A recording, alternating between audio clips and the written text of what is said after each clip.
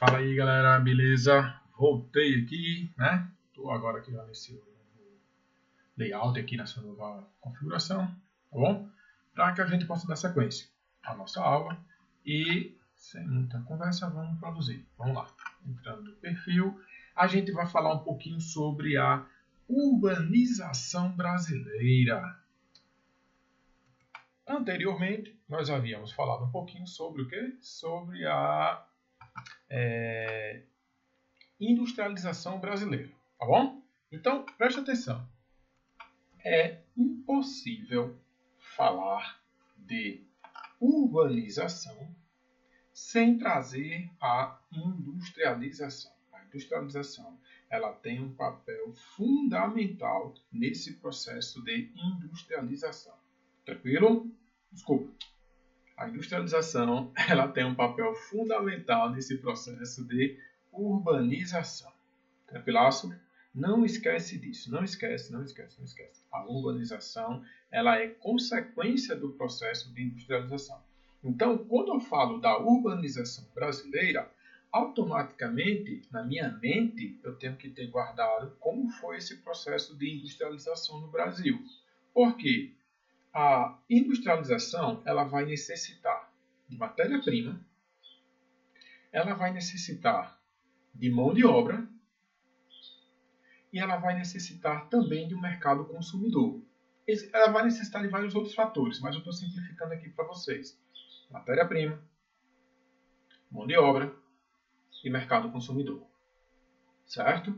Então, a matéria-prima vai ser extraída do meio da natureza. A mão de obra, ela vai ter que vir de algum lugar. Daqui a pouquinho eu vou falar de onde ela veio.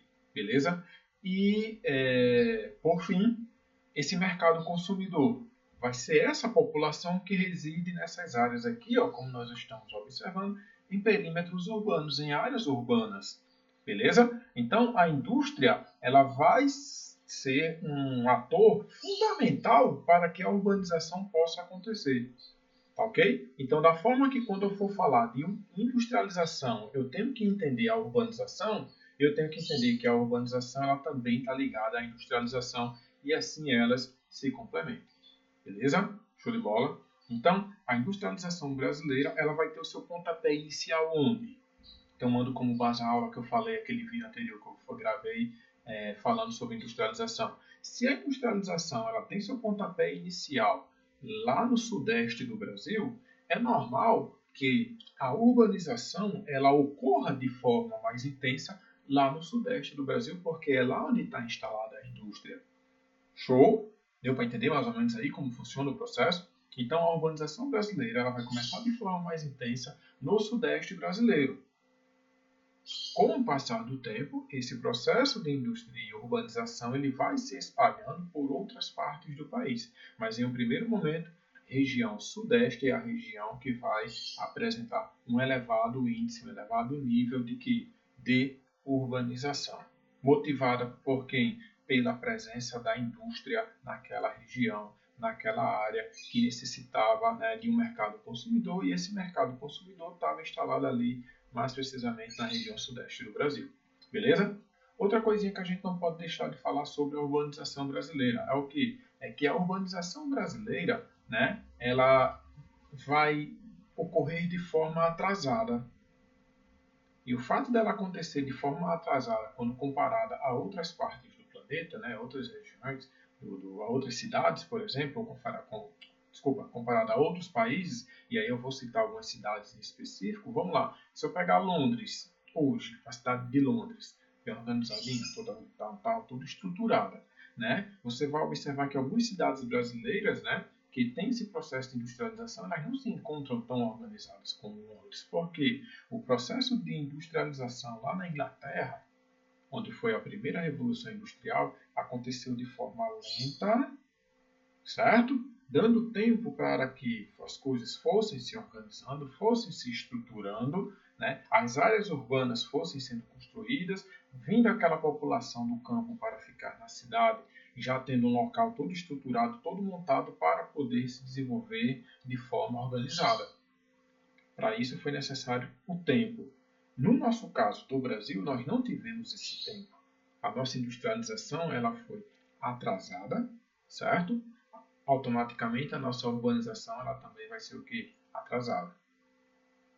Existiu tempo para que as cidades brasileiras pudessem se planejar para receber esse contingente populacional, para poder atender a demanda desse crescimento populacional que tivemos.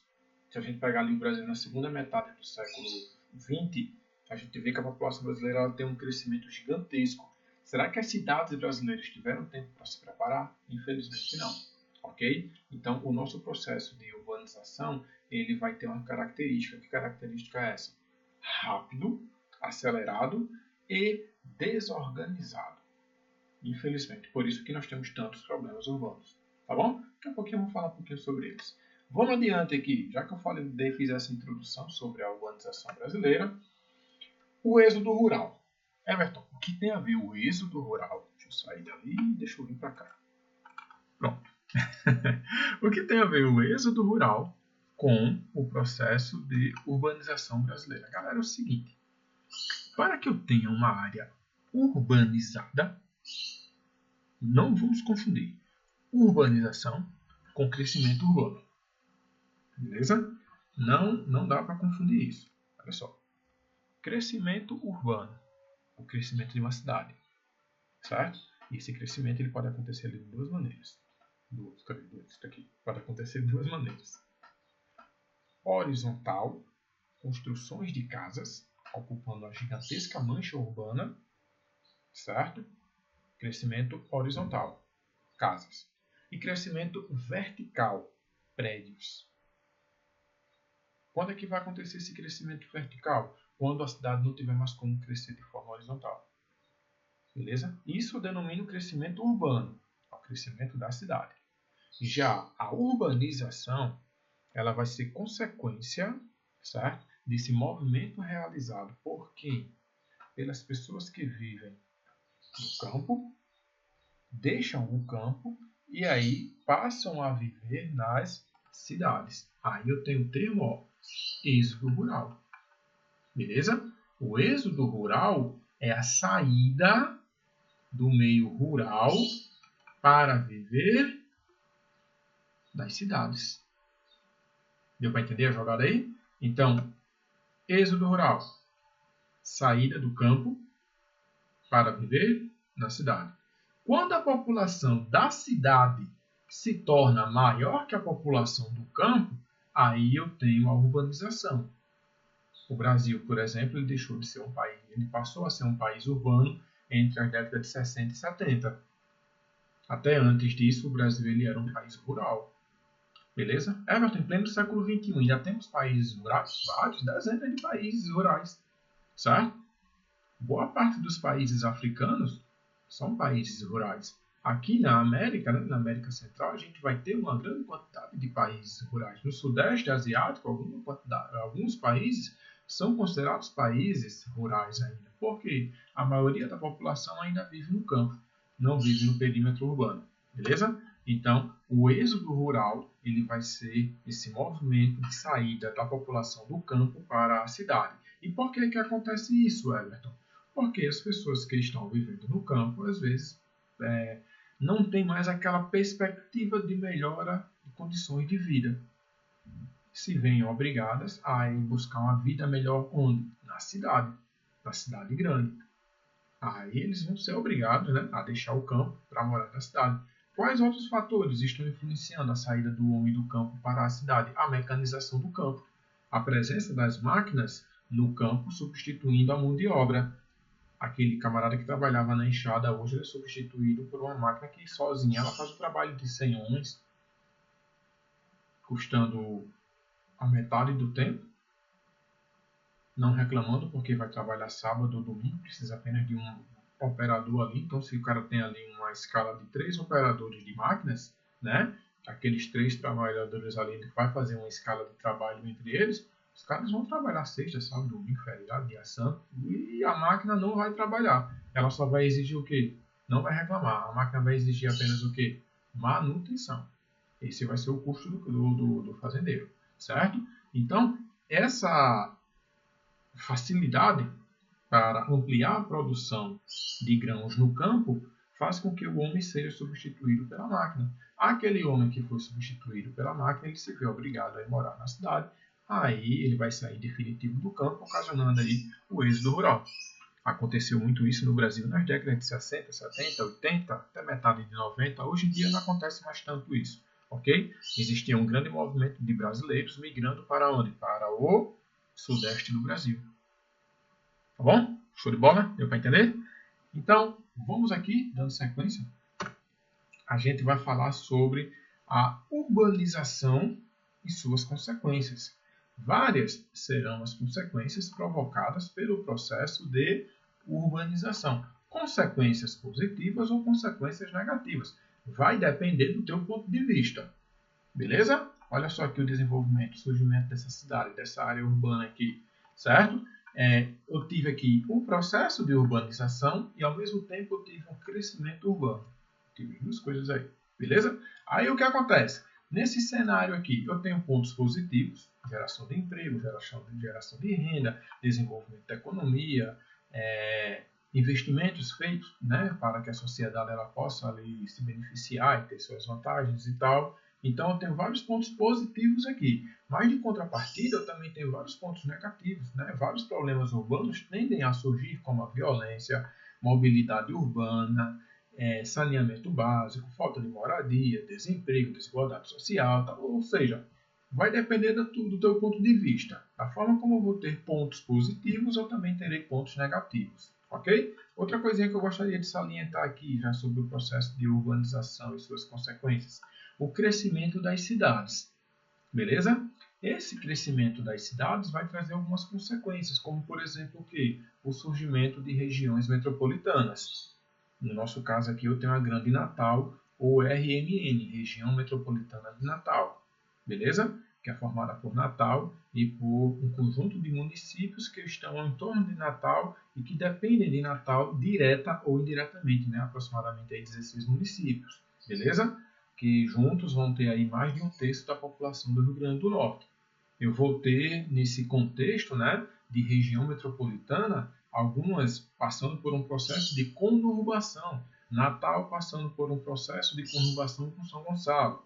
Natal passando por um processo de conurbação com Parnamirim. Daqui a pouco tempo vai estar Natal com um processo de conurbação com Extremóis. Beleza? Ou seja, essas cidades elas se unem, não existe mais diferença entre elas. Ok? Aquela distância que existia, vou sair de uma cidade para outra. Aquela distância, aquele espaço geográfico, aquele vazio que existia, ele passa a desaparecer. Tá bom? Quando acontece isso, eu tenho um fenômeno de conurbação. Presta atenção. Deixa eu ficar grandão novamente aqui.